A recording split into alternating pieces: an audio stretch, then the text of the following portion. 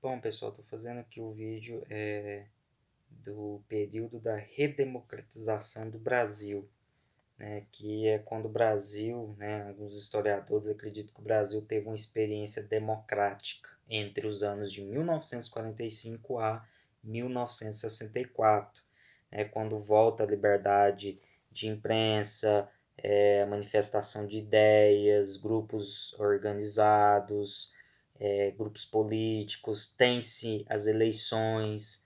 Então, alguns historiadores acreditam que nesse período, né, após a Era Vargas, é, houve essa experiência democrática no Brasil, conhecido como período da redemocratização do Brasil. E a gente vai ver que esse período ele vai contrapor, ou ele vai criar uma rivalidade entre três partidos. De um lado, a gente vai ter o projeto, ou a ideia do nacional-estatismo. O que seria esse nacional-estatismo? Era aonde tinha como base o líder Getúlio Vargas, né, e queria que houvesse o fortalecimento das empresas, que o Estado poderia e devia intervir na economia, que deveria haver a entrada de capital estrangeiro, e do outro lado a gente tinha o liberalismo conservador. E esse liberalismo conservador ele era liderado por Carlos Lacerda, tá? Carlos Lacerda ele acaba se tornando o inimigo número um de Vargas. Isso vai levar Vargas ao suicídio lá na frente.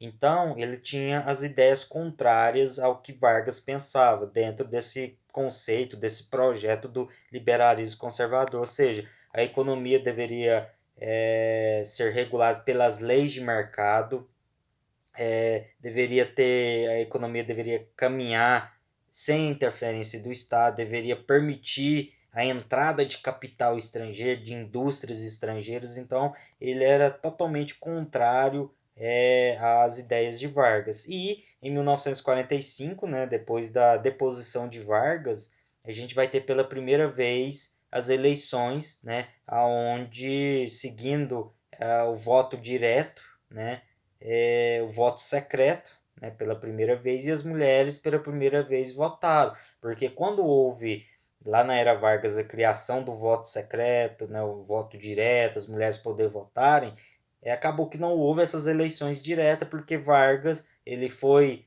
ele começou como governo provisório, depois ele foi eleito de forma indireta, ou seja, os governadores, os políticos elegeram ele, e depois ele aplica um golpe, implanta uma espécie de ditadura, a famosa ditadura varguista, então acaba que não houve eleições diretas. Então, a partir de 1945, depois do golpe que Vargas sofreu, houve essas eleições diretas, pela primeira vez de forma secreta, e as mulheres puderam participar, ter voz na política naquele momento ao votar.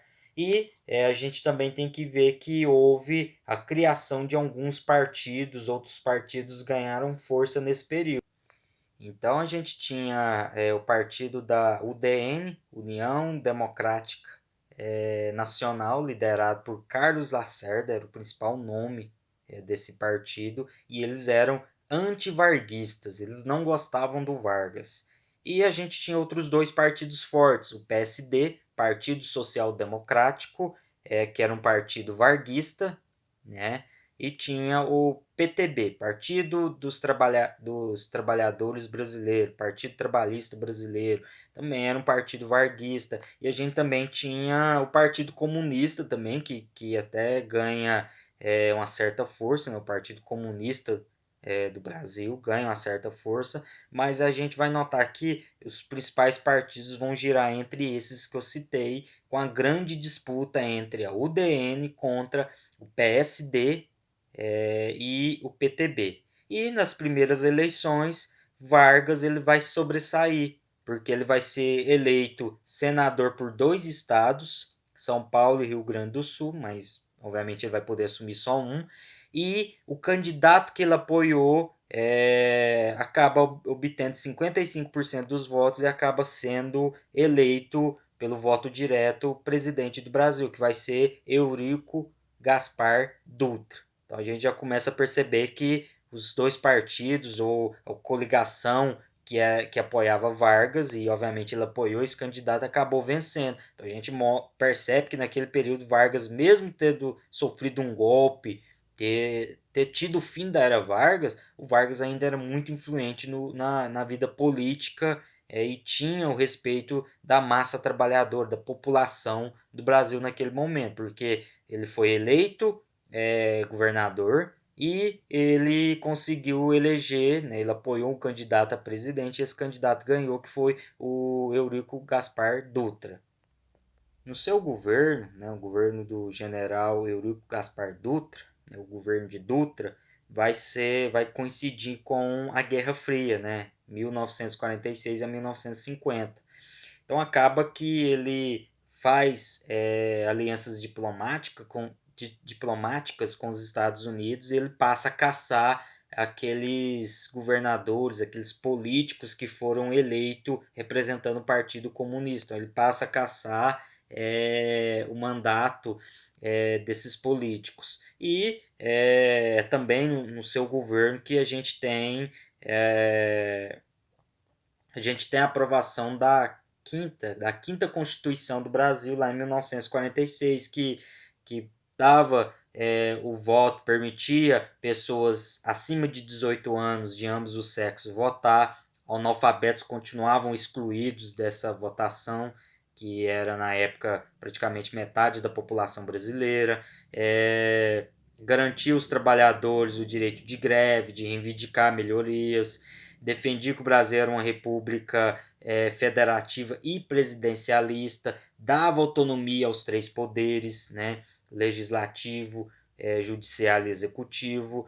E a gente vai notar que no primeiro ano dele de governo, ele vai permitir, ou ele vai facilitar a importação de mercadorias, onde vai entrar muitas mercadorias no seu primeiro ano de governo aqui no Brasil: cigarro, carro, geladeira, perfume e entre outros produtos. E acaba que o estoque financeiro que o Brasil tinha gerado na Segunda Guerra Mundial, acaba que esse estoque financeiro ele acaba. Aí é onde o Dutra ele tem que dar uma segurada, ele volta atrás no seu plano de governo, na parte econômica. Se ele estava permitindo a facilidade de importação de produtos, ele passa a dificultar, justamente para tentar estabilizar novamente a economia do Brasil. E a gente vai ver que no seu governo vai ser um governo bem estável, né? Não vai ter tantos problemas como a gente viu na era Vargas. E no ano de 1950 tem-se novamente as eleições, né? E é onde o Getúlio Vargas ele lança seu nome como candidato para ser o novo presidente do Brasil através do voto direto dessa vez, e ele acaba vencendo as eleições. Então Vargas ele ganha as eleições com folga, e ele volta de novo a ser presidente do Brasil, só que dessa vez diferente, né? Dessa vez através do voto direto. E aonde ele fortalece as leis trabalhistas, fortalece a indústria de base, ele cria uma queda de braço com o DN liderado por Carlos Lacerda a respeito do petróleo, onde ele cria o slogan "O petróleo é nosso", né? E aonde ele acaba em 3 de outubro de 1953 criando a Petrobras, né, onde o Brasil passa a refinar, a transportar, a ter os próprios cuidados com o seu petróleo, né, e isso é muito importante para a economia do Brasil. Então ele acaba vencendo essa queda de braço com a UDN, com o Carlos Lacerda. E o Getúlio Vargas ele tinha um primeiro-ministro, né, que chamava João Goulart, ou conhecido como Jango. Então, o Jango, seu ministro, ministro Vargas, ele acaba fazendo algo na frente do seu cargo, e isso começa a caminhar para uma grande revolta. É onde estava tendo várias revoltas trabalhistas, vários trabalhadores reivindicando aumento de salário, melhorias, coisa que não acontecia desde a época da era Vargas, né? E é onde Jango promete que iria aumentar em 100% o salário mínimo.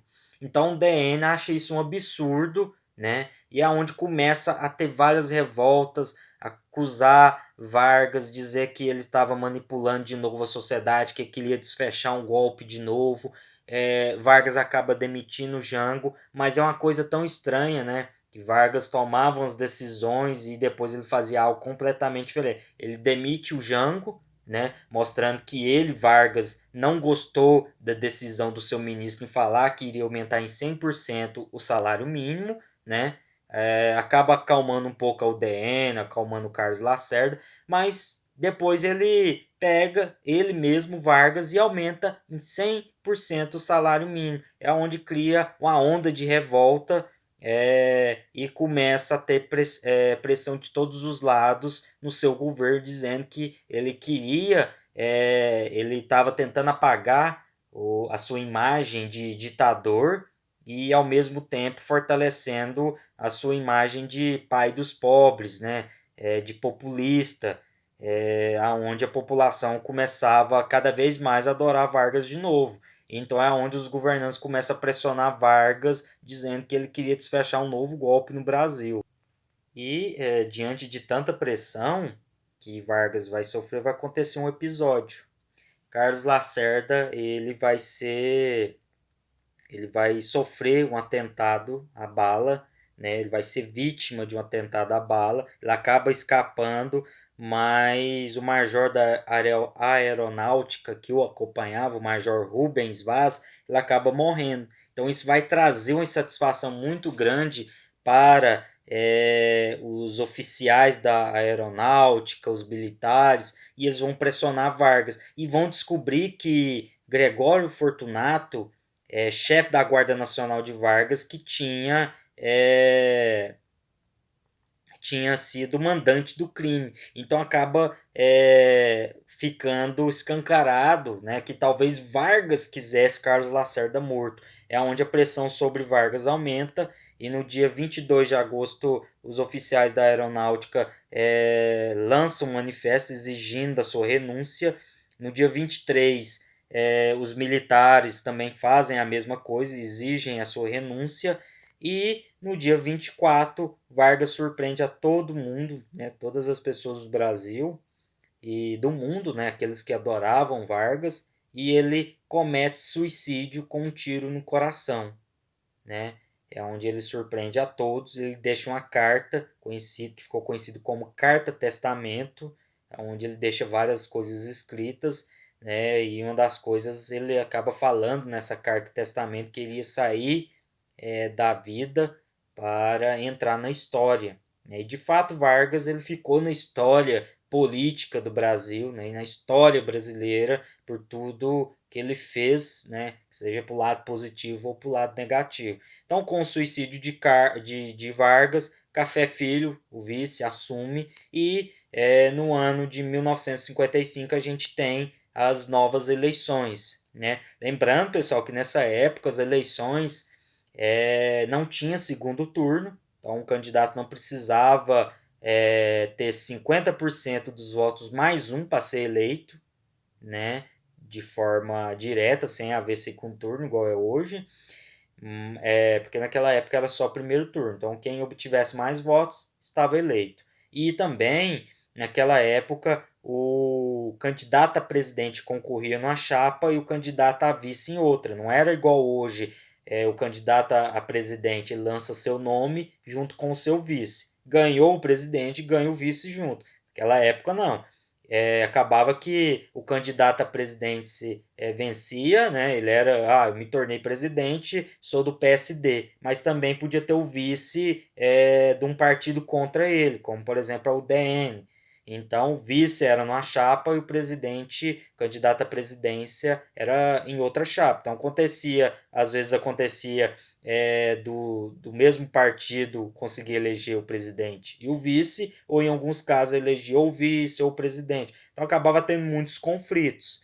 Em 1955, né, nas novas eleições, e nessas novas eleições acaba que Juscelino Kubitschek, né, o JK, acaba vencendo as eleições para presidente, representando o PSD, e o vice dele foi o João Goulart, né, do PTB. o JK ele tinha um plano de governo baseado no desenvolvimentismo, ou seja, queria desenvolver o Brasil em 5 anos como se fosse 50, né? O famoso slogan, 50 anos em 5, que era o slogan da sua campanha. E ele tinha várias metas, ele tinha alimentação como uma das metas, transporte, setor industrial, educação, e várias das coisas que ele prometeu, ele acabou cumprindo, inclusive a meta síntese do seu plano de governo, que era a construção de Brasília, né? A transferência da capital, que na época era o Rio de Janeiro, para Brasília. Então ele acabou conseguindo cumprir com a sua palavra, né? Muitos na época não queriam que ele assumisse, né? O UDN mesmo foi contrária à sua eleição, né? Dizendo que ele não obteve a maioria dos votos, né? Que era acima de 50%. Mesmo assim, os militares garantiram a sua posse, né? Porque estavam seguindo a Constituição naquela época, e JK ele cumpriu tudo aquilo que ele tinha proposto, algumas coisas não, mas ele conseguiu, dentro do seu plano do desenvolvimentismo, ele conseguiu cumprir aquilo que ele tinha proposto, que era essas metas: educação, transporte, setor industrial, e a meta síntese, que era a construção de Brasília. Só que a inflação nessa época no Brasil subiu muito, porque para construir Brasília e fazer outras coisas, ele pediu dinheiro emprestado, então acabou que o Brasil contraiu muitas dívidas.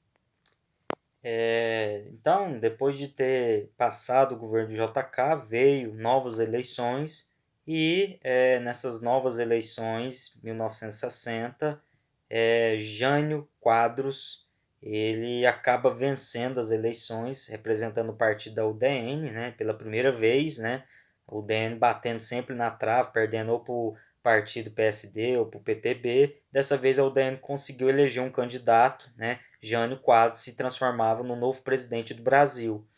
Só que Jânio Quadros ele vai ter uma curta passagem pela presidência do Brasil e muito conturbada, né? Primeiro que ele tinha um slogan muito famoso, né?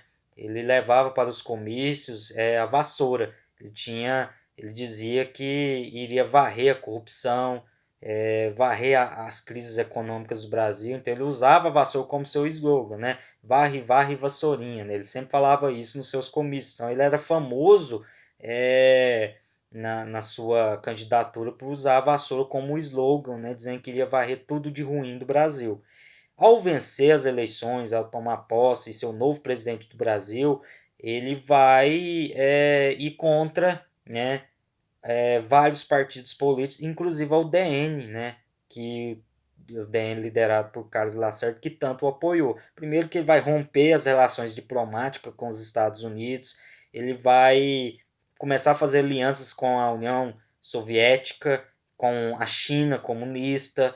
Ele vai ser contra a ocupação, contra a guerra que os Estados Unidos estavam fazendo com Cuba. Ele vai apoiar Cuba, ele vai condecorar o Che Guevara, que era um grande líder em Cuba, com a Ordem do Cruzeiro do Sul, que era uma alta honraria que tinha aqui no Brasil.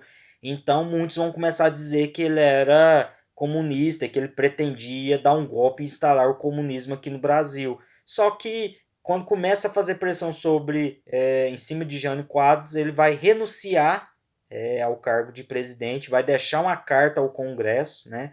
E fica por isso mesmo, né? Muitos historiadores acreditam que ele tentou, de fato, dar um golpe.